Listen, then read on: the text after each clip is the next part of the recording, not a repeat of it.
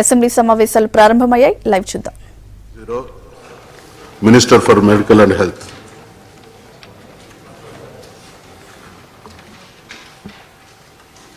అధ్యక్ష, ఏ ప్రశ్నకు సమాధానం లేదండి.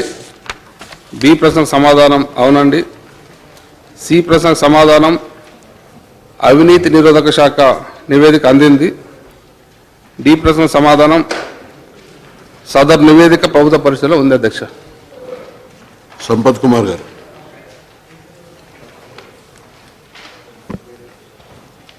అధ్యక్ష, Nizam institute of medical sciences అనే ఆసుపత్రి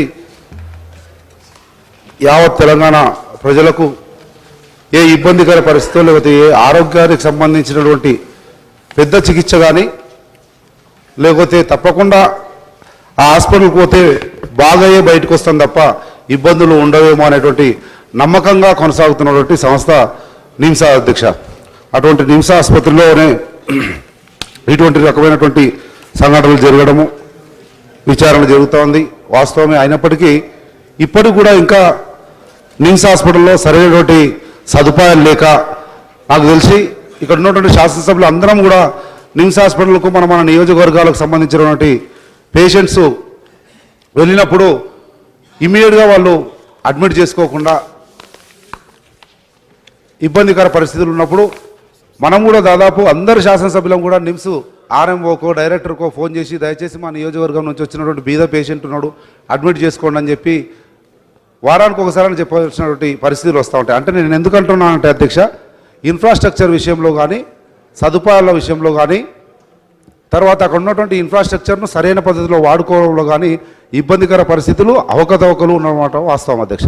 దాంట్లో భాగంగానే ఇన్ఫ్రాస్ట్రక్చర్ను పెంచడానికి ఈ ఆపరేషన్ థియేటర్లో లైట్ల విషయంలో కానీ లేకపోతే ఆపరేషన్ టేబుల్స్ విషయంలో కానీ ఇబ్బందికర పరిస్థితులు ఉన్నాయని చెప్పి టెండర్ ప్రక్రియకు పోయి బడ్జెట్ శాంక్షన్ అయ్యి టెండర్ ప్రక్రియకు పోతే టెండర్లో జరిగినటువంటి అవకతవకలకు అనుగుణంగా చర్యలు తీసుకున్నాం. కానీ దాదాపు 5 సంవత్సరాలు అవుతా ఉంది, ఇంకా కూడా నిందితుల మీద సరైనటువంటి చర్యలు తీసుకోకపోతే ఇంకొక హాస్పిటల్లో కానీ ఇంకొక ప్రభుత్వ రంగ వ్యవస్థలో కూడా ఇటువంటి అవినీతి జరిగే అవకాశం ఉంది. పర్చేస్ కమిటీ మీటింగ్ జరగకుండా కానీ పర్చేస్ కమిటీ మీటింగ్ జరిగినట్లు లేకపోతే ఫస్ట్ బిడ్డర్కు కాకుండా సెకండ్ బిడ్డర్కి వచ్చే విధంగా చేయడము ఈ రకమైనటువంటి అవకతవకలు. అఫ్కోర్స్ ఒక రకంగా ఆలోచన చేస్తే ఎన్నో సంస్థల్లో ఎన్నో టెండర్ ప్రక్రియల్లో ఈ 2 సంవత్సరాలుగా అవకతవకలు జరుగుతూనే ఉన్నాయి. అయినప్పటికీ వేరే వ్యవస్థల్లో అవకతవకలు జరిగినా భరించొచ్చేమో కానీ వైద్య రంగంలో బీదలకు వైద్యం చేసే హాస్పిటల్లో పర్చేజ్ చేసే ఈ ఎక్విప్మెంట్లో కూడా అవినీతి జరిగి ఇటువంటి పరిస్థితి ఏర్పడితే మన రాష్ట్ర వైద్య రంగానికి మన రాష్ట్రానికి కూడా కలంకం కనుక అటువంటి జరగకుండా చూడవలసినటువంటి బాధ్యత ప్రభుత్వం మీద ఉందా అని చెప్పి విజ్ఞప్తి చేస్తూ అధ్యక్ష, ఈ టెండర్ ప్రక్రియలో లోపాల గురించి వచ్చింది కనుక ఈ చికిత్స హాస్పిటల్ నిమ్స్కు పోతే చికిత్స రోగులకు చేయడమేమో కానీ మొదటగా ఇటువంటి పరిస్థితులు రాకుండా ఇటువంటి అవకతవకలు జరగకుండా టెండర్ ప్రక్రియలో మాల్ ప్రాక్టీసెస్ లేకుండా వైద్య శాఖకు మొదటగా చికిత్స చేసి వైద్య శాఖను పూర్తిగా ప్రక్షాళన చేసి వైద్య శాఖ కాకుండా వేరే శాఖలో అదే చెప్తా ఉన్నా బీదల వైద్యం గురించి చెప్తున్న సోదర. కనుక ఇటువంటి పునరావృతం కాకుండా చూడవలసినటువంటి బాధ్యత మన మీద ఉంది. ఆ చికిత్స ఏదో ప్రధానంగా వైద్య శాఖకే చేసి ప్రక్షాళన చేసి ఇటువంటి పునరావృతం కాకుండా చూడవలసిందిగా గౌరవ మంత్రి గారిని మీ ద్వారా కోరుతా ఉన్నాను అధ్యక్ష. రామ్మోహన్ రెడ్డి గారు.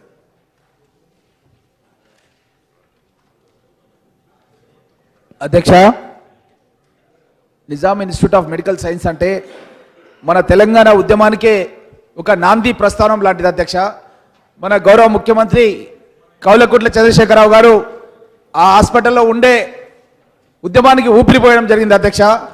అట్లాంటి హాస్పిటల్లో కూడా ఇలాంటి యాంటీ కరప్షన్ బ్యూరో వాళ్ళు నివేదిక ఇచ్చి ఎంతో సమయం అయినప్పటికీ కూడా దానిపైన మంత్రి గారు ఇంతవరకు చర్యలు తీసుకోకపోవడం అనేది చాలా బాధాకరం అధ్యక్ష. మొన్న కూడా ఎంఎన్జే క్యాన్సర్ హాస్పిటల్ గురించి కూడా నేను మాట్లాడినప్పుడు సమాధానాన్ని గౌరవ మంత్రివర్యులు ఆరోగ్య శాఖ మంత్రి లక్ష్మారెడ్డి గారు ఆ సమాధానం చెప్పకుండా ప్రశ్నను దాటవేయడం జరిగింది అధ్యక్ష. అక్కడ కూడా 20 కోట్ల కుంభకోణం జరిగింది అధ్యక్ష.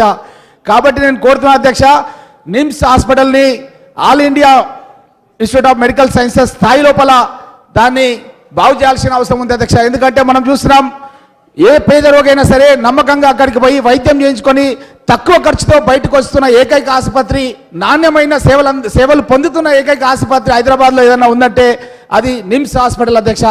దాని ప్రతిష్టను ఇంకా ఇమ్మడింపజేయాలి. నిమ్స్ హాస్పిటల్ యొక్క ఫెసిలిటీస్ని పెంచాల్సిన అవసరం ఉంది అధ్యక్ష. అక్కడ ఉన్నటువంటి ఎక్విప్మెంట్ కానీ, ఫర్నిచర్ కానీ, ఇవన్నీ కూడా పెద్ద ఎత్తున ప్రభుత్వం నిమ్స్ హాస్పిటల్కు నిధులు వెచ్చించాల్సిన అవసరం ఉంది అధ్యక్ష. అక్కడ ఉన్నటువంటి వేతన సిబ్బంది కూడా చాలా మంది తక్కువ వేతనంతో పనిచేస్తున్నామని చెప్పి మేము ఎప్పుడన్నా అడ్మిట్ అయినప్పుడు కానీ మా మదర్ని కూడా ఈ రోజు కూడా సుకన్యమ్మని అక్కడ హాస్పిటల్ అడ్మిట్ చేసి వస్తున్నారు అధ్యక్ష. అక్కడ కూడా వాళ్ళు చెప్తున్నారు ఏంటంటే తప్పకుండా మా హాస్పిటల్ యొక్క బాగోగుల గురించి మీరు తప్పకుండా మీరు అసెంబ్లీలో మాట్లాడాలి, నిమ్స్ హాస్పిటల్కి పెద్ద ఎత్తున నిధులు కేటాయించాలన్న విషయాన్ని అక్కడ ఉన్నటువంటి సిబ్బంది అంతా కూడా తెలియజేస్తున్నారు అధ్యక్ష. కాబట్టి నేను మీ ద్వారా కోరుతున్నా అధ్యక్ష, నిమ్స్ హాస్పిటల్లో అవకతవకలు నిరోధించి పెద్ద ఎత్తున నిధులు నిమ్స్ హాస్పిటల్ అభివృద్ధి గురించి కేటాయించి దాన్ని బాగుపడాల్సిందిగా కోరుతూ, అదేవిధంగా అధ్యక్ష దీని యొక్క సెంటర్ ని కూడా మా రంగారెడ్డి జిల్లా వికారాబాద్ లో కూడా ఒక నిమ్స్ హాస్పిటల్ సెంటర్. వంశీచంద్ గారు.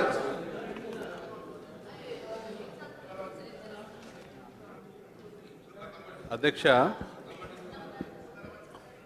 నిమ్స్ హాస్పిటల్ సంబంధించి అధ్యక్ష, బీబీ నగర్లో గత ప్రభుత్వంలో బీబీ నగర్లో నిమ్స్ హాస్పిటల్ ఏర్పాటు చేయాలని ఆలోచనతో నిధులు కూడా కేటాయించి గ్రామీణ ప్రాంతాల వారికి ఔటర్ రింగ్ రోడ్ దగ్గర అయితే అందరికి కూడా సులువుగా ఉంటుందని ఒక ఆలోచన చేయడం జరిగింది అధ్యక్ష. తదనంతరం మన రాష్ట్రానికి ఒక ఎయిమ్స్ స్థాయి హాస్పిటల్ కేటాయించాలని కేంద్రం ప్రతిపాదించినప్పుడు అధ్యక్ష, ప్రభుత్వం తరఫున మన నిమ్స్నే ఎయిమ్స్గా అప్గ్రేడ్ చేయాలనే ఒక ఆలోచన చేయడం జరిగింది అధ్యక్ష. దాని ద్వారా అలా చేయడం ద్వారా మనం ఒక ఎయిమ్స్ కనుక మనకు సపరేట్గా వస్తే అధ్యక్ష, 1,000 కోట్లు హాస్పిటల్ కన్స్ట్రక్షన్ కోసము, ప్రతి సంవత్సరం కూడా ఒక 300 నుంచి 350 కోట్లు ఖర్చుల కోసము, హాస్పిటల్ మెయింటెనెన్స్ కోసము, అలానే ఒక medical college, super speciality medical services, nursing college, paramedical institute అన్నీ కూడా మనకు వచ్చే అవకాశం ఉంది అధ్యక్ష. ఏం సపరేట్ గా కేంద్ర ప్రభుత్వం మనం అడిగేది మీరు ల్యాండ్ ఇవ్వండి. వంశీచంద్రెడ్డి గారు, క్వశ్చన్ ఏముంది, మనం నిమ్స్ కి సంబంధించి అధ్యక్ష, నిమ్స్ కాదు కదా, దానికి కూడా పరిధి ఉంది. నిమ్స్ కి సంబంధించి 2 నిమిషాలు అధ్యక్ష. అవినీతికి సంబంధించింది. మనం నిమ్స్ ని ఎయిమ్స్ గా అప్గ్రేడ్ చేయకుండా సపరేట్ గా ఎయిమ్స్ కళాశాల తీసుకుంటే గనక మనం కేవలం రాష్ట్ర ప్రభుత్వం నుంచి వాళ్ళకి కావాల్సినటువంటి భూమి ఇస్తే 1,000 కోట్ల రూపాయల కన్స్ట్రక్షన్స్ అవన్నీ కూడా ఇవ్వడం జరుగుతుంది అధ్యక్ష. అలా చేయడం వల్ల మనకు నిమ్స్ ఉంటుంది, రాష్ట్ర ప్రభుత్వం నిమ్స్ ఏర్పాటు చేసుకోవచ్చు, అలానే కేంద్రం నుంచి మనకు ఎయిమ్స్ వస్తుంది అధ్యక్ష. మరి అసలు దీనిపైన క్లారిటీ ఇవ్వాల్సిందిగా మంత్రి గారిని కోరుతూ, అలానే అధ్యక్ష నిమ్స్ లో రిటైర్ అయినటువంటి పోస్టులని భర్తీ చేయట్లేదనే విషయం తెలిసింది అధ్యక్ష.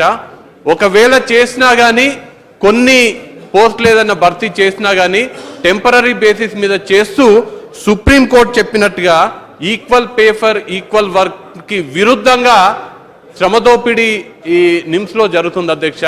దానిపైన స్పష్టత ఇవ్వాలని, అలానే నిమ్స్ లోనే కాకుండా అధ్యక్ష గ్రామీణ ప్రాంతాలలో ఉన్నటువంటి పిహెచ్సిలలో అధ్యక్ష పరిస్థితి మరి ఒకటే విషయం అధ్యక్ష. ఇదే డిపార్ట్మెంట్ సంబంధించి అధ్యక్ష, కాదు కదా, ఇదే సేమ్ ఇష్యూ అధ్యక్ష. గ్రామీణ ప్రాంతాల్లో ఉన్న హాస్పిటల్ పరిస్థితి అధ్యక్ష మొత్తం ఇంటిగ్రేటెడ్ ఉంటది కదా. ఒకటే విషయం అధ్యక్ష. ఉదాహరణకు అధ్యక్ష, మా నియోజకవర్గంలో 2 హాస్పిటల్లో ఆల్రెడీ కన్స్ట్రక్ట్ అయి ఉన్నాయి అధ్యక్ష. 2 సంవత్సరాలైంది హాస్పిటల్లో. Otherwise I will go to other candidate.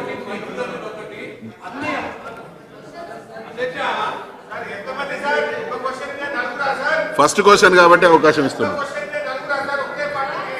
ఒకటే మొదటి క్వశ్చన్ కాబట్టి ఓకే పర్లేదు, కానీ మొదటి క్వశ్చన్ కాబట్టి అవకాశం ఇచ్చినాం. Play silent, play silence. First క్వశ్చన్కే ఈ పరిస్థితి ఉంటే అధ్యక్ష, గౌరవ మంత్రివర్యుల ఇచ్చినటువంటి సమాధానం తమరు ఒకసారి చూడండి అధ్యక్ష. ప్రశ్న ఏమంటే, నిమ్స్ ఆసుపత్రిలో వివిధ పరికరాలను సేకరించడంలో పెద్ద ఎత్తున నిధుల దుర్వినియోగం జరిగిన విషయం వాస్తవేనంటే లేదండి అన్నారు. రెండో ప్రశ్న, అవినీతి నిరోధక శాఖ ఈ కేసును దర్యాప్తు చేసి నిమ్స్ ఆసుపత్రి మాజీ డైరెక్టర్తో పాటు అనేక అధికార పేర్లను వెల్లడించిన విషయం వాస్తవేనంటే ఎస్ సార్ అంటా ఉన్నారు. మళ్ళీ అవినీతి జరిగినప్పుడు మీకు అవినీతి నిరోధక శాఖ దర్యాప్తు ఎక్కడి నుంచి ఉత్పన్నమవుతుంది? దాంట్లో మాజీ డైరెక్టరు అనేక మంది అధికారుల పేర్లను వెల్లడించిన విషయం వాస్తవేనంటే అవునండి అంటా ఉన్నారు. మళ్ళీ ఇంత కాంట్రడిక్టరీ ఆన్సర్ చెప్తే ఎట్లా అధ్యక్ష ఇది? మొన్న మంత్రి గారు కూడా మేము ఈ ప్రభుత్వం వచ్చిన తర్వాత ఎంతోమంది మేము డాక్టర్స్ని అపాయింట్ చేసినామని చెప్పినారు. ఈరోజు 16వ తేదీ నాడు వచ్చినట్లు వార్త చూడండి, పడకలు లేవు, వైద్యులు లేరు. అందుకని ఇంత మిస్లీడింగ్ ఆన్సర్ చెప్పడం మాత్రం సభకు మంచిది కాదు అధ్యక్ష. దాని తర్వాత మూడో ప్రశ్నకు ఆయనతో వివరాలు ఏవి అంటే యాంటీ కరప్షన్ బ్యూరో వాళ్ళు రిపోర్ట్ సబ్మిట్ చేసినారని చెప్పినాడు. ఎప్పుడు సబ్మిట్ చేసినారు? అందులో ఉండే వివరాలేమి, తీసుకునే చర్యలేమి, దాని గురించి ఏమీ ప్రస్తావించకపోతే ఎట్లయితుంది? మొదటి 2 ప్రశ్నలకే కాంట్రడిక్టరీ ఆన్సర్స్ ఉన్నాయి. అవినీతి లేదంటా ఉన్నారు, యాంటీ కరప్షన్ బ్యూరో దర్యాప్తు చేసింది, డైరెక్టర్లు మిగతా కొంతమంది డాక్టర్స్ పైన వాళ్ళపైన వాళ్ళు అవినీతిగా పాల్పడినట్లు రిపోర్ట్లో ఉందనే మాట చెప్తా ఉన్నారు.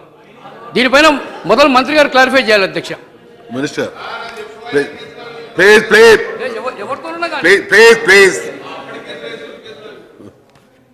అధ్యక్ష,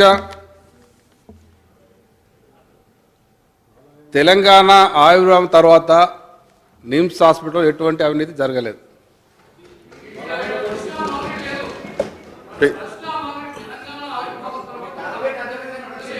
వినండి వినండి మినిస్టర్ గారు మొత్తం చెప్తాను. చిన్నారెడ్డి గారు గౌరవ సభ్యులు మొత్తం చెప్తాను. ఉమ్మడి రాష్ట్రంలో ఒక ప్రైవేట్ కంప్లైంట్ ఆధారంగా అవినీతి నిరోధక శాఖ దుర్వినియోగం జరిగిన అభియోగాల మేరకు విచారణ చేపట్టింది. విచారణ తుది నివేదిక ఏసీబీ ప్రభుత్వానికి సమర్పించింది. అందులో నిమ్స్ మాజీ డైరెక్టర్ డాక్టర్ ఏ ధర్మరక్షక్ A1 గాను, అట్లాగే మాజీ additional medical superintendent Mukunda Reddy A2 గాను, మరియు డాక్టర్ శ్రీధర్ అని ఫైనాన్స్ కంట్రోలర్ A3 గాను ఏసీబీ నిర్ధారించింది. డాక్టర్ ధర్మరక్షక్ గారు 30/11/2015 పదవి విరమణ పొందినాడు. ముకుందరెడ్డి గారు 31/12/2013 పదవి విరమణ పొందాడు. ఈ ఇరువురు నిందితులు పదవి విరమణ పొందిన కారణంగా 16/6/2016 నాడు ఏసీబీ ఛార్జ్షీట్ని ఏసీబీ స్పెషల్ ప్రిన్సిపల్ జడ్జి కోర్టులో దాఖలు చేసింది. A3గా మాజీ ఫైనాన్స్ కంట్రోలర్ శ్రీధర్ పై డైరెక్టర్ నిమ్స్ శాంక్షన్ ఆర్డర్ ఆధారంగా 20/10/2016 నాడు ఏసీబీ ఛార్జ్షీట్ దాఖలు చేయడం అయింది. కోర్టు తీర్పు అనుసరించి తదుపరి చర్యలు తీసుకోవడం జరుగుతుంది అధ్యక్ష. మొదటి ప్రశ్నకు లేదండి అన్నదానికి కోర్టులో కేసు విచారణలో ఉంది కాబట్టి అది ప్రూవ్ అయితే తప్ప అవునండి అనడానికి అవకాశం లేదు కాబట్టి ఆ మాట చెప్పడం జరిగింది అధ్యక్ష. ఇక రెండో విషయానికి వస్తే నిమ్స్ హాస్పిటల్ అభివృద్ధికి సంబంధించి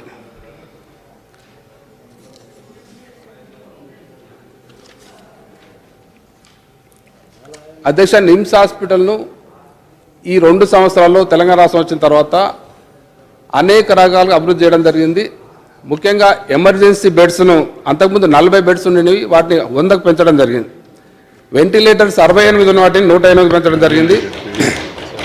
బెడ్స్ సంఖ్య కూడా 1140 ఉన్న వాటిని 1500కు పెంచి అన్ని రకాలుగా ఫెసిలిటీ కల్పించడం జరుగుతుంది అధ్యక్ష. తెలంగాణ రాష్ట్రం ఏర్పడిన తర్వాత నిమ్స్ హాస్పిటల్లో 47 కోట్లతో ఆధునీకరణ చేపట్టాం. సిటీ MRI అట్లాగే క్యాత్ ల్యాబ్స్ కూడా కొనడం జరిగింది. 3 CRMస్ను, మ్యామోగ్రఫీ మిషన్ను, స్టీవ్ గ్లాస్ తదితర వైద్య పరికరాలు కొనుగోలు చేసి రోగులకు అందుబాటులో తీసుకురావడం జరిగింది. 10 కోట్ల వ్యయంతో 90 స్పెషల్ రూమ్లు ఏర్పాటు చేస్తూ ఉన్నాం. PG హాస్పిటల్ తర్వాత మూల కణాల పరిశోధన భవనాలు కూడా నిర్మించడం జరిగింది అధ్యక్ష. అట్లాగే 2 కోట్లతో కొత్త ఫర్నిచర్ కూడా కొనడం జరిగింది. అట్లాగే కొత్తగా ఇంకా అదనంగా ఫెసిలిటీస్ కల్పించడానికి ఒక OP టవర్తో పాటు ఒక నెఫ్రాలజీ టవర్ని ఏర్పాటు చేయడానికి ఆ పరిశీలన ఉంది అధ్యక్ష. అట్లాగే అకాడమిక్ విషయంలో రేడియాలజీలో 5 MD పోస్టులు, అట్లాగే DMRలో 2 పోస్టులు, మైక్రోబయాలజీలో 3 పోస్టులు కలిపి మొత్తం 10 PG సీట్లు అదనంగా ఈ 2 సంవత్సరాలు రావడం జరిగింది అధ్యక్ష. అట్లాగే ప్రస్తుతం ఉన్న సీట్లకు అదనంగా మరో 43 సీట్ల కోసం ప్రయత్నం చేస్తూ ఉన్నాం. ఫ్యాకల్టీ మరియు రిక్రూట్మెంట్ విషయానికి వస్తే నోటిఫికేషన్ ద్వారా 9 మంది ప్రొఫెసర్లు, ఒక అడిషనల్ ప్రొఫెసర్, 48 అసిస్టెంట్ ప్రొఫెసర్లు మరియు మెడికల్ ఆఫీసర్లను ఆల్రెడీ తీసుకోవడం జరిగింది. 100 మంది స్టాఫ్ నర్సెస్ కూడా ఆల్రెడీ నియమించడం జరిగింది అధ్యక్ష. ఇప్పటికే 17 మంది అడిషనల్ ప్రొఫెసర్లను అసోసియేట్ ప్రొఫెసర్గా పదోన్నతులు కల్పించి వాళ్ళందరూ కూడా పోస్టింగ్ ఇవ్వడం జరిగింది అధ్యక్ష. 29 మంది టెక్నీషియన్ నియామకం కూడా పూర్తి చేయడం జరిగింది. ఈ రకంగా నిమ్స్ హాస్పిటల్ను మా ప్రభుత్వం వచ్చిన తర్వాత అన్ని రకాలుగా పూర్తి స్థాయిలో అభివృద్ధి చేసి బీద ప్రజలకు అక్కడికి వచ్చే వాళ్ళకు అన్ని ఫెసిలిటీస్ కల్పిస్తూ ఉన్నాం. అయితే ఎమర్జెన్సీ బెడ్స్ని 40 నుంచి 100 చేసినా కానీ మరి ఈ హాస్పిటల్కు ఉన్న పేరు కానీ అక్కడ జరుగుతున్న మంచి ట్రీట్మెంట్ కొరకు ఎంతోమంది రాష్ట్రంలోని వివిధ ప్రాంతాల నుంచి రావడం జరుగుతుంది కాబట్టి మరి అందరికీ బెడ్స్ అక్కడ అందించడం అవకాశం ఉండదు.